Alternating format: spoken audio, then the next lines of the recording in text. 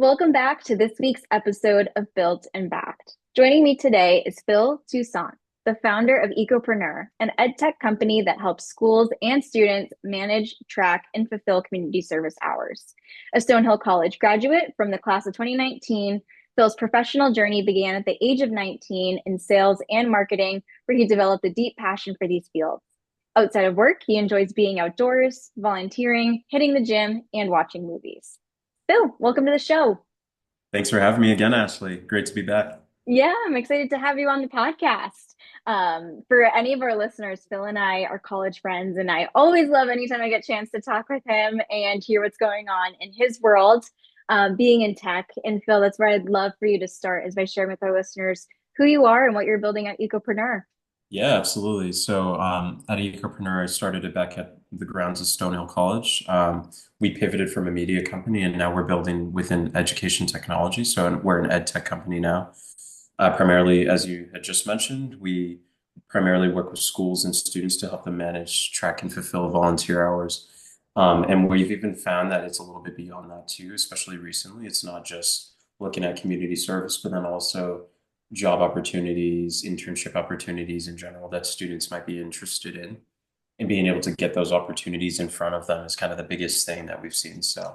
In a nutshell, that's what our company does. And we, at the high level, help administrators and like district leaders really just correlate that data, look at how is that correlating with GPA performance, test scores, mental health even, and looking at those improvements within the students over time as we work closely to build these programs for them.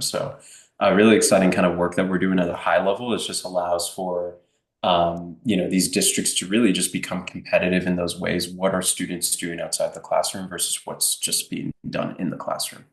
Oh, yeah, absolutely. Yeah.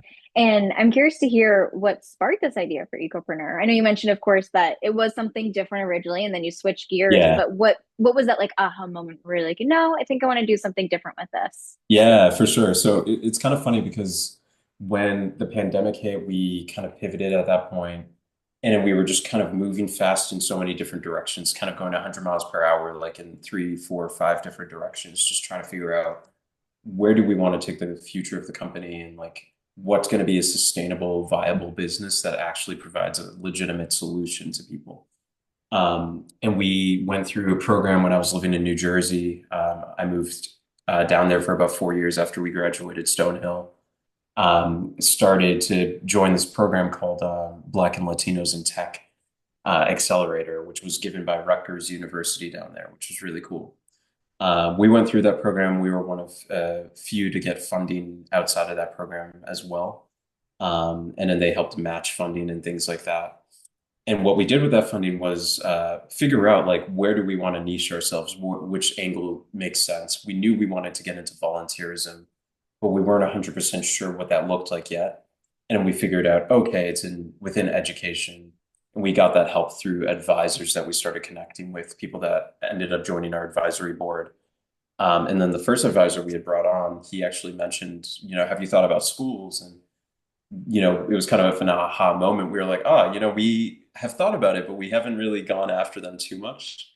So this is definitely a good opportunity for us to do that. And we started going down that path and figuring out the need for community service hours, National Honor Society, and beyond that too, even like just allowing for these schools to be able to grow and build, not only internally but also attract more enrollment, things like that. And they were heavily looking at programs like this. So we started to find our niche there.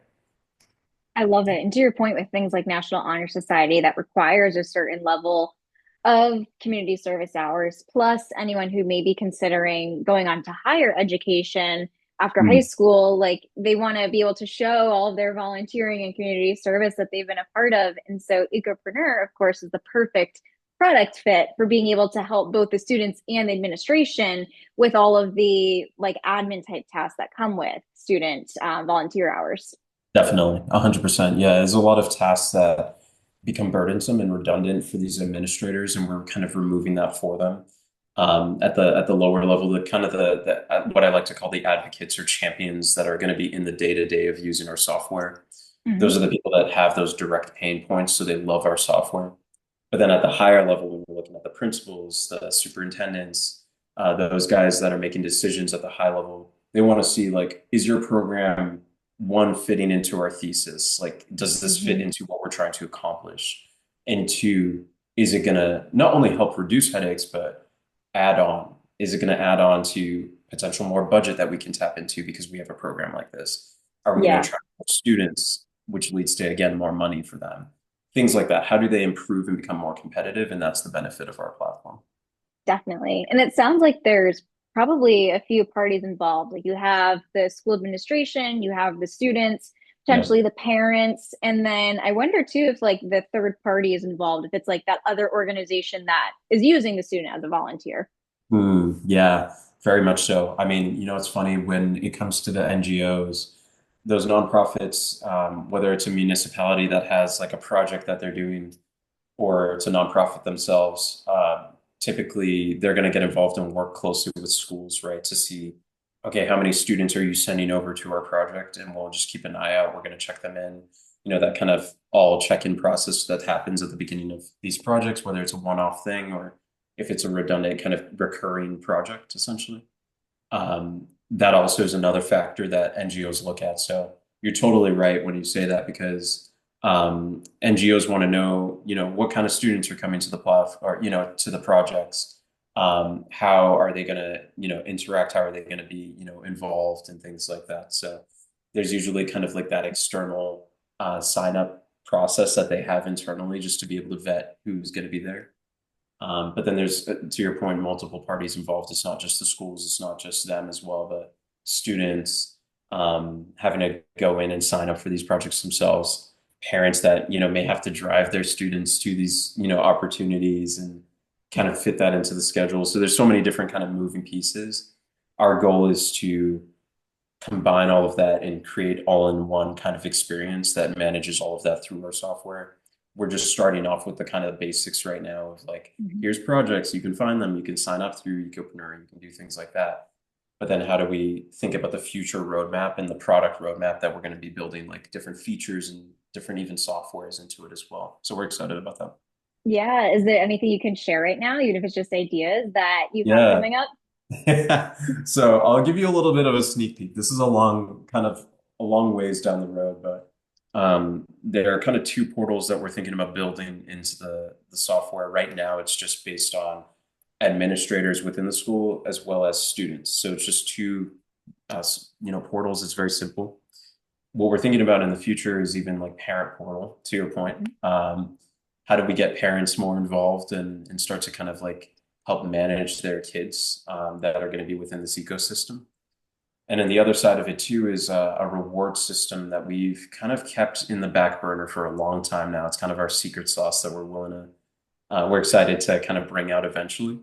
That's in the works. I can't share too much about that just yet, but as far as the basic thesis of it is basically students, the more that they volunteer and do volunteer work, they'll get rewarded, and it'll be kind of like a system in place for them to get rewarded um, with goodies, essentially swag, whatever that may be. So we're excited about what that's going to look like in the future, and we have that designed actually already. We are just trying to figure out internally when does it make sense for us to roll that out.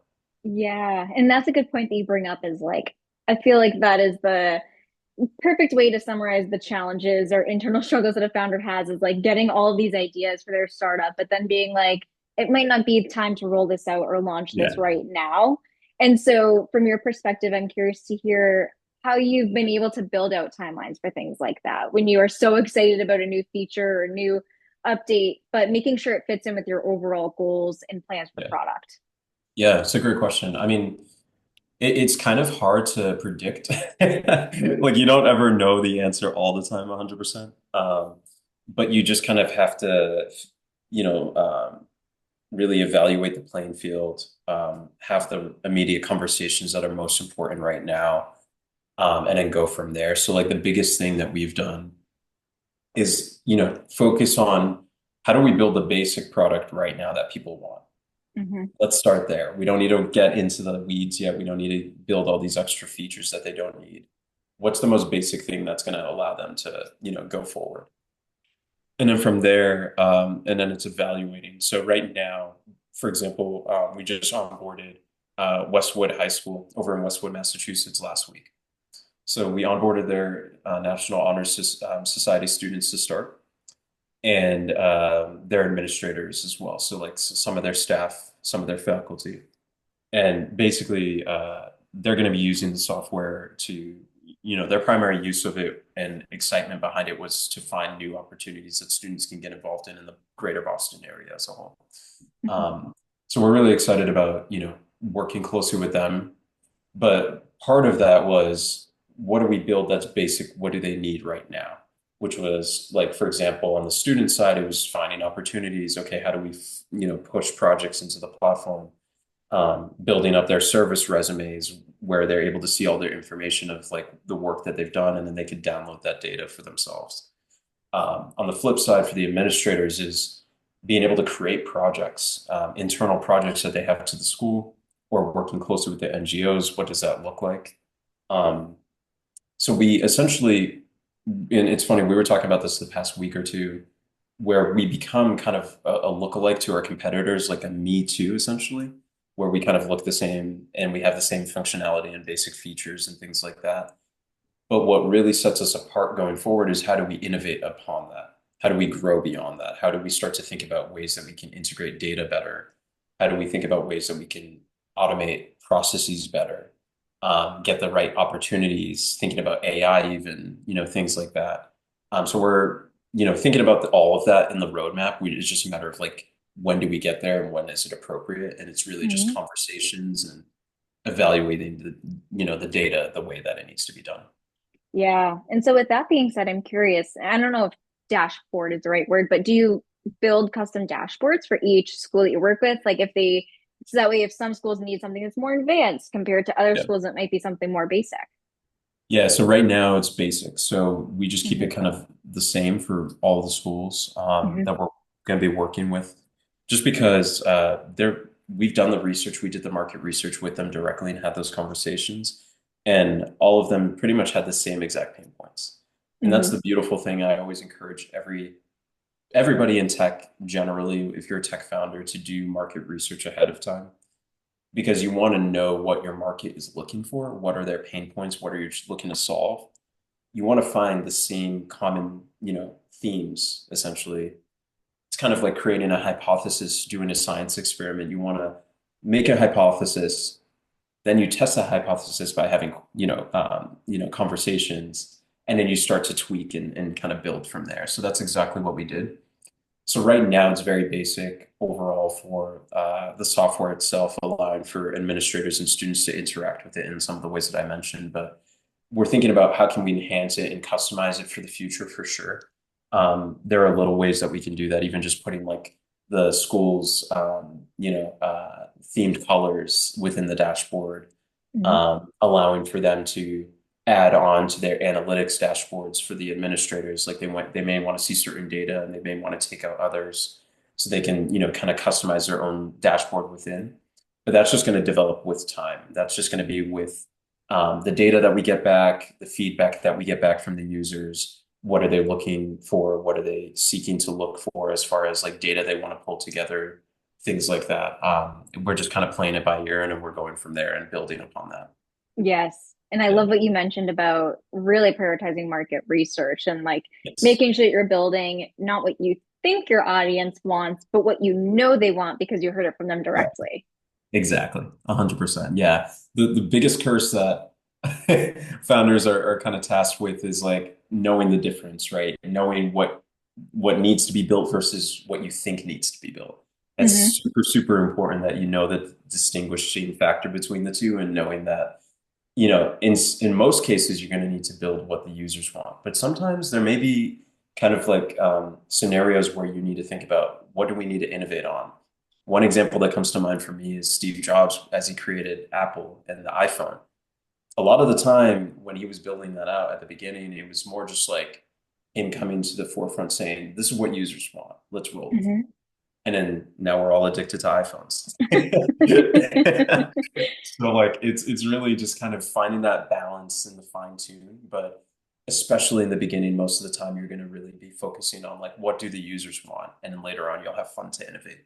So yeah, Totally. And tying in with that, I mean, as you shared, you have the market research with the users, but you also have your advisory board that you've built. And yeah, that sounds like that's been a huge piece as well to get perspective from people who have this experience, who can kind of guide you from what they know. And so I'd love to hear what you learned or what your process was for building out that advisory board. I think a lot of yeah. founders think about that as like a longer term goal, but they just don't know how Mhm. to go about it. If you could share more of what Yeah. you learned with that. Yeah, I think I've mentioned this to you before, but as far as networking, that's really how I was able to find my advisory board. Just networking in the right circles, being able to find people through people, people that I already was kind of aware of and knew through programs like the Rutgers program, for example. That's how we got our first advisor. It was somebody that was in the program with me who also got funding himself, and we were one of four companies out of 15 in the cohort. We both, built a really great relationship, and he was from North Carolina. He introduced me to one of, our first advisory member, who was based out of North Carolina as well, and that would have not happened if it weren't for kind of that connection through the program. So that's just one example. And then really just putting yourself out there, throwing out LinkedIn posts, engaging with people online is super key. It's for us to be able to, you know, get people around us. Two of our advisors were through LinkedIn purely, just putting out posts, really just putting yourself out there, talking about what you're building, things like that. And then that catches the interest of other people in general. Mhm. So that was kind of like a couple of examples, but overall, I would say the two biggest themes for me as far as building the advisory board was just networking and putting yourself out there, and then also just engaging online. That's kind of the two big things I always tell people. Yes, absolutely. And from someone who has followed along with your journey for the past 6 or 7 years now, I mean, you Mhm. do an amazing job of, like you said, networking and building your personal brand. Like, shout out to your Instagram, Ecopreneur Phil. Everyone should be following it if they're not yet. But I mean, like I said, you do a really good job of building that founder personal brand, which I feel like founders sometimes put on the back burner. They're so focused on the startup that they're not always marketing themselves. But Yeah, as you see, and as what I see too, is that it's really important to have the two intertwined. And so I'd love to definitely. hear more from your perspective as from that, especially since you're a marketing expert yourself. Yeah, yeah, absolutely. Yeah, it's kind of funny because for me, I used to be so shy about marketing myself overall when I first started that. I think it was like towards the end of 2019 when I started to kind of like get on social media and Instagram and things like that. Um, And I remember like I would take like my phone and then I would just get on camera and then I would just start talking about whatever. And that's how it started. I remember I would just like talk about different topics that were happening during the pandemic, especially, and things like that. And I wasn't afraid to kind of voice my opinions and just, caveat, hey guys, it's my opinion, but at the end of the day, I wanted to start to kind of build that recognition of who I was as a person. Um, so yeah, for me, I love just being yourself, especially when you're building something, whether it's even a tech company or a business or whatever it is that you're, building. Just being able to let your personality shine and not be afraid to kind of talk about what your interests are, what you value, your opinions, things like that, no matter what noise you're going to hear online and what people are going to say, just be yourself. I'm not I'm unapologetically myself all the time. And I love just, what I love. I love being in nature. I love watching movies. I love working out, going to the gym, things like that. Um, so I express that through my social media, my postings, my stories. I'm all about the grind and entrepreneurship and especially tech and things like that. So I'll post stories about that and things like that. So that's kind of like the biggest thing I always tell people is don't be afraid about what noise you're going to hear because you're going to hear a lot of it. Mm-hmm. Just go out there and do it. Just take action, do what you got to do, let your personality shine. And then you're going to look back and be proud of the fact that you took action. You didn't just sit there and twiddle your thumbs. Oh, absolutely. It's like the whole concept of it's better to do it than not do it and then be kicking yourself. Like, I wish I Exactly. took this opportunity and I wish I actually put myself out there because imagine Yep. how much further I could possibly be if I did. Exactly. Yeah. And, even on the theme of taking action, the past few weeks have been such a crunch for us because we were having to roll out a new version of the app for Ecopreneur, for example.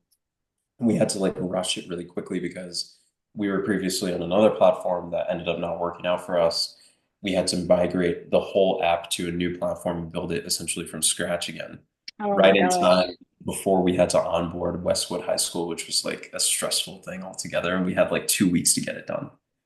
And I was like, this is at least a 3-month project. We had to figure that out. It was insane. And right away, I kind of sat down with, my co-founder Jared and our technical lead Eve and other members of the team. And I was like, okay, guys, we need to crunch fast. We got to like take this seriously. We got to take action. Like we can't twiddle our thumbs. We can't just sit here and say everything's going to be okay because it's Mhm. not going to be okay if we don't do anything.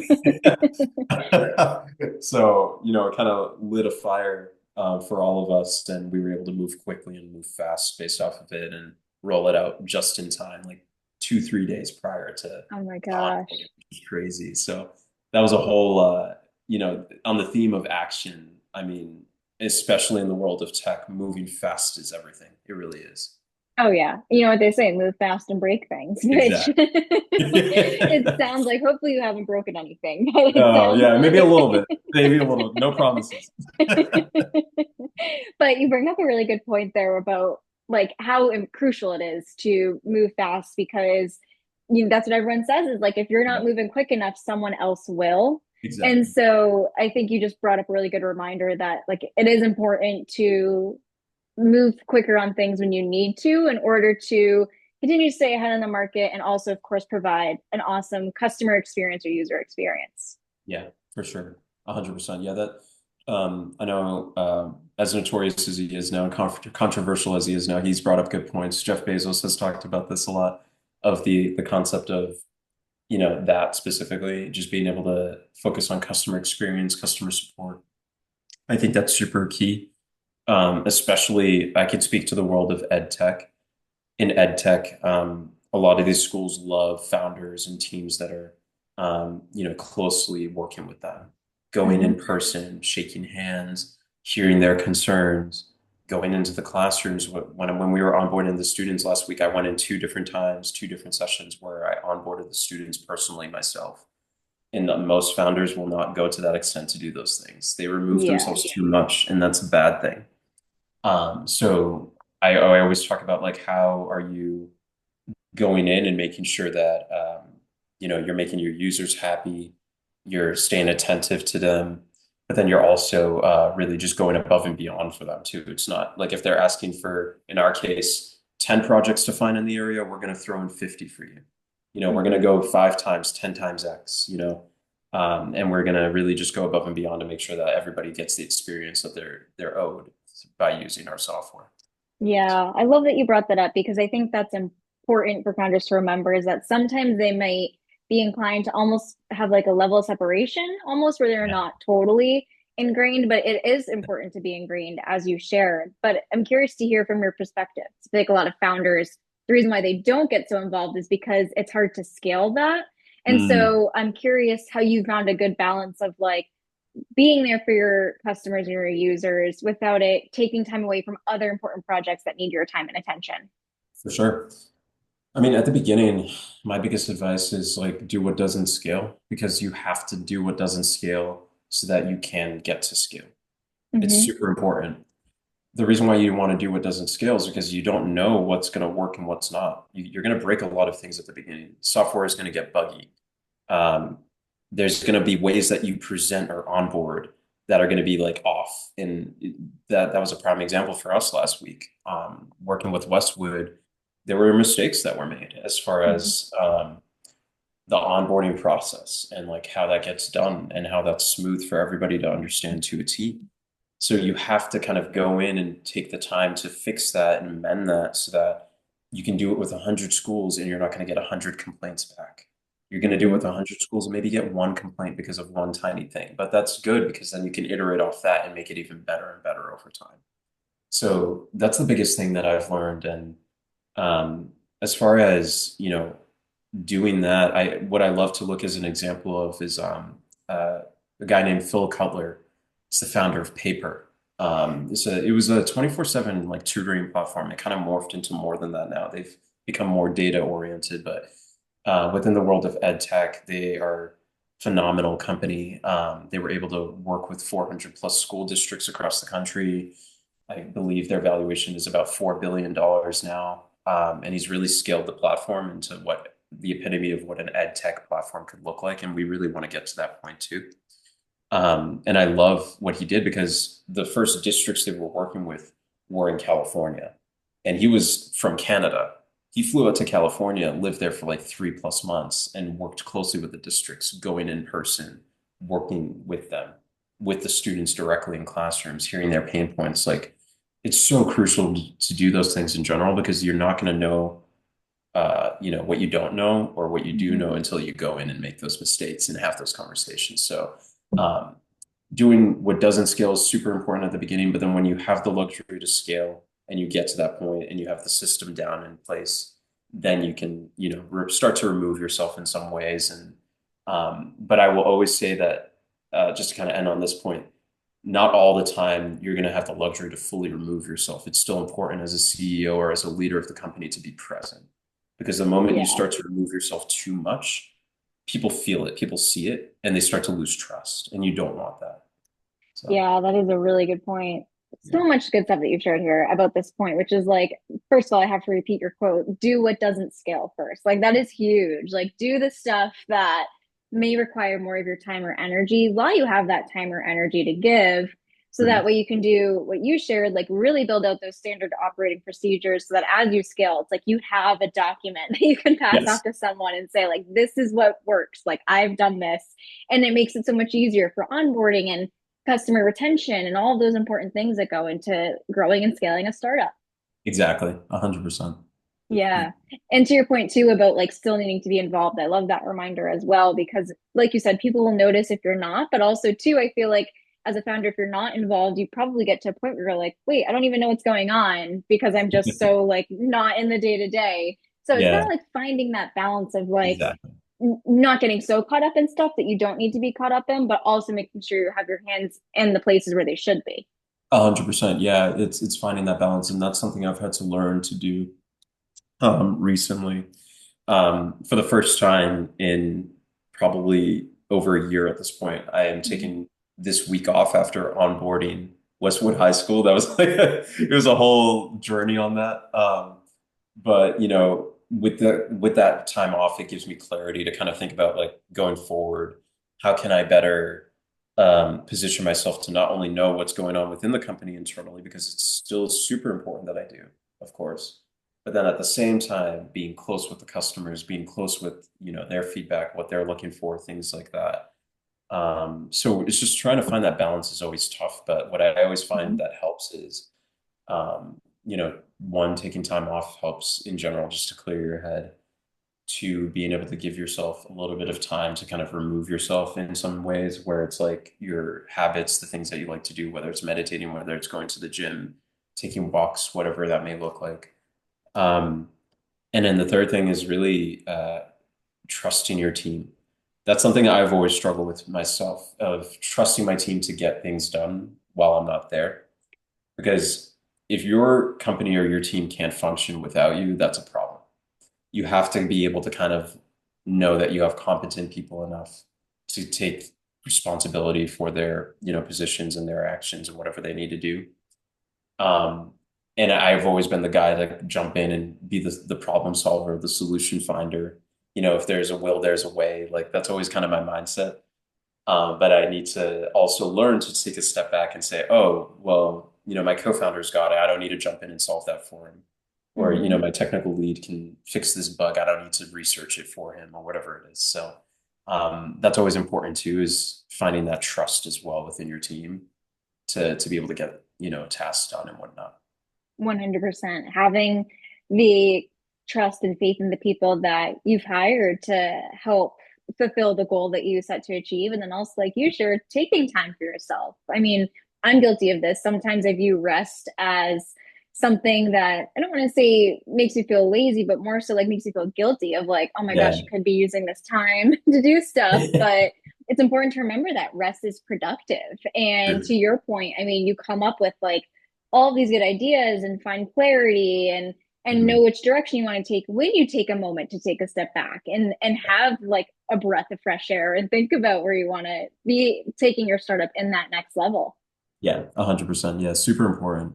And and then when you come back to your company refreshed after taking time or whatever it may be, it allows for you to now innovate, come up with new ideas, build more features, things that you haven't thought about because you were so in the weeds so long Mm-hmm. that you finally had the room to think about because you removed yourself. So it's always important, and I see that as a common theme in general with founders is being able to get that time away because then it allows you to innovate and think beyond and start to really make your product stand out.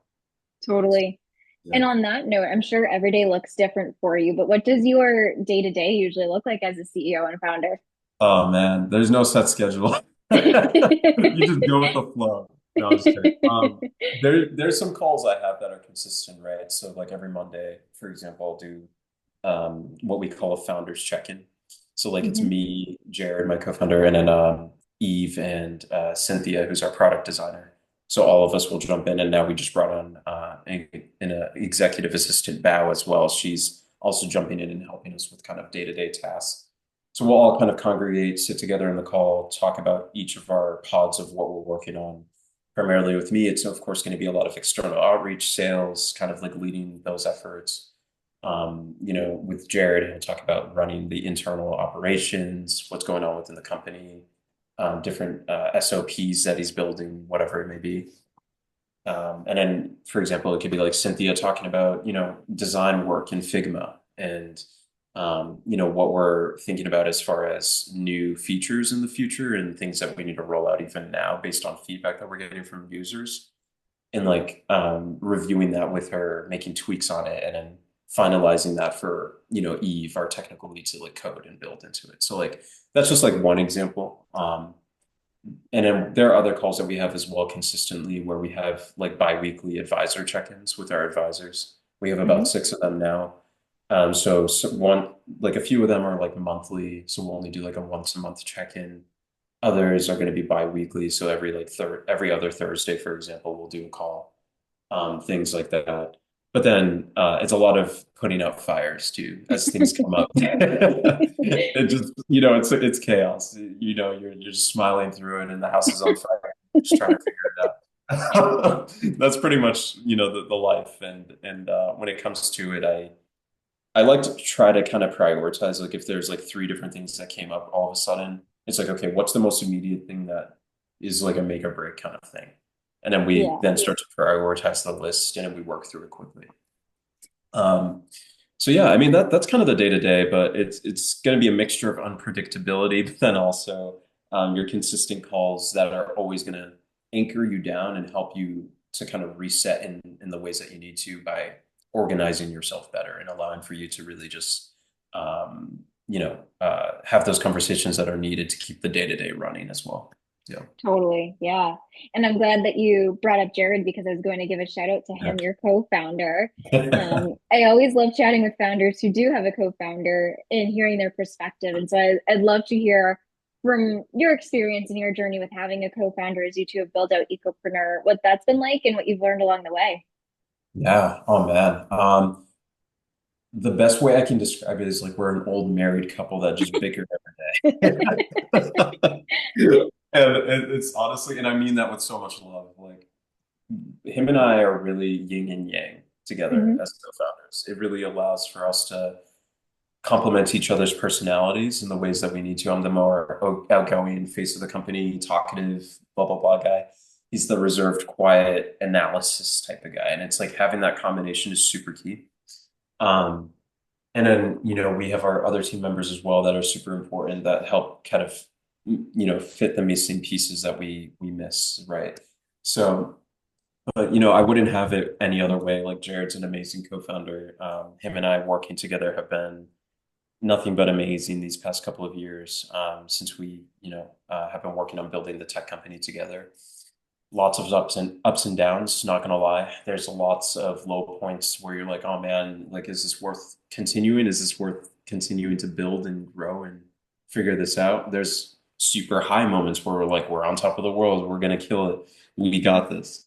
So, but the most important thing and the reason why I always encourage people to find co-founders is when you're at those low points and you're at a point of impasse, essentially, it's going to sometimes feel impossible where you feel like you can't continue on, like you don't have this, like you don't know what's going on.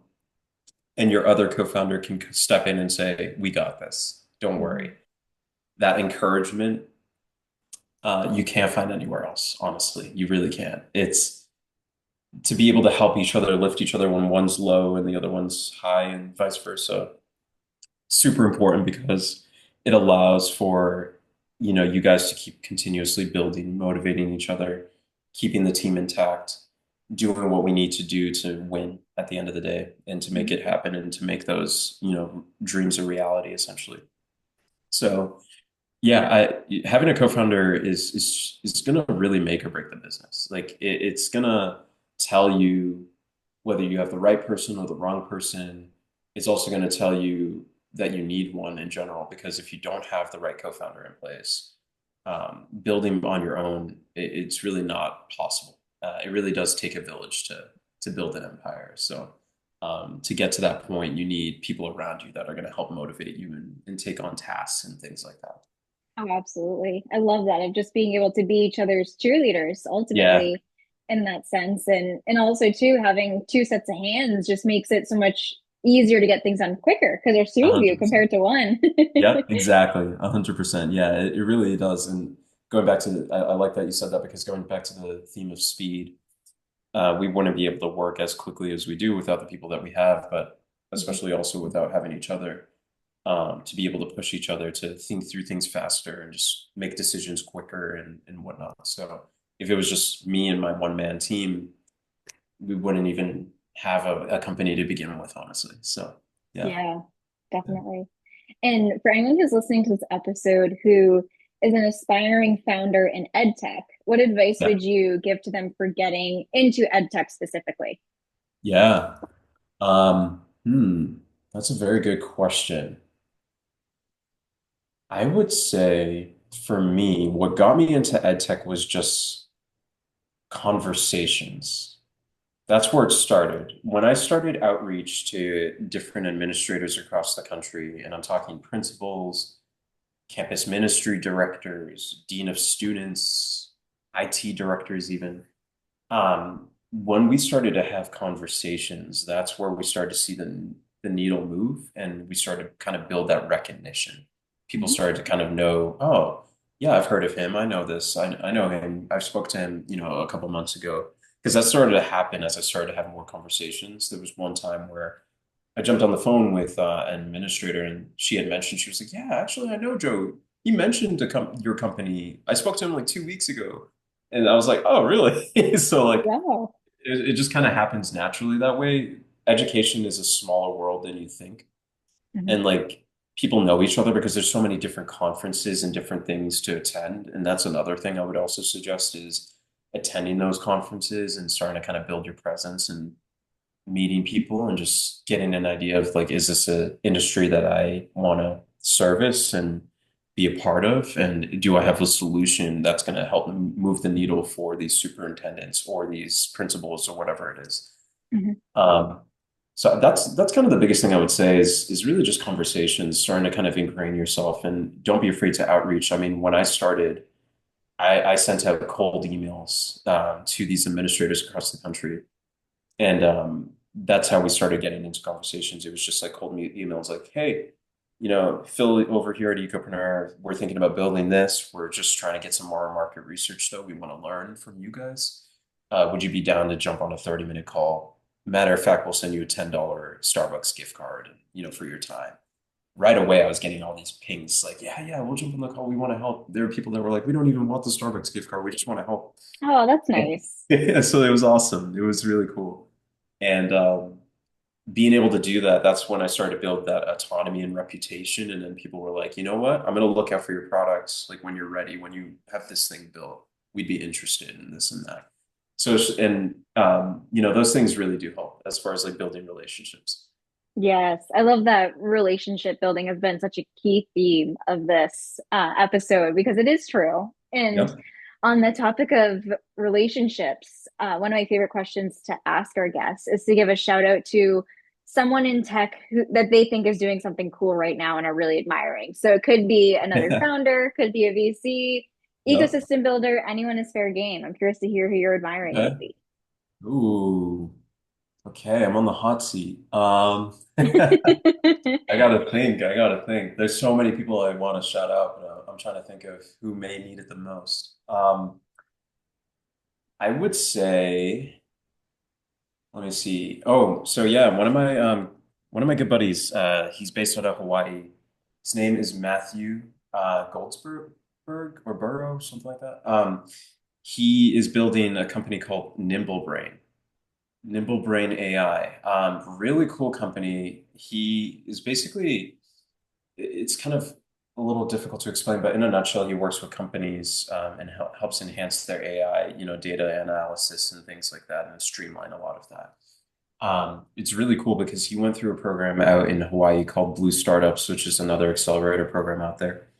And he was able to go through it successfully. He got some funding out of it, things like that, and has been really just staying on the journey and kind of building it since. Um, and he's a really dope founder. I do a general kind of like monthly Founders Connect. It's actually going to happen again this Thursday, where we jump on monthly with like a bunch of different tech founders. And he's on that call and pretty consistently joins, and he's awesome. Like, really love him. And yeah, he's been building it for a while now. And he actually pivoted, I think, once or twice throughout the program. It used to be called a different company, but now he changed the name to Nimble Brain and everything. But huge shout out to him. He's doing some great things. He's been sending out some like kind of email news updates, and it's really cool to follow his journey and see how he's now starting to kind of have conversations with prospects and different things and starting to kind of get the platform off the ground. So yeah, shout out to him with Nimble Brain AI. Yeah.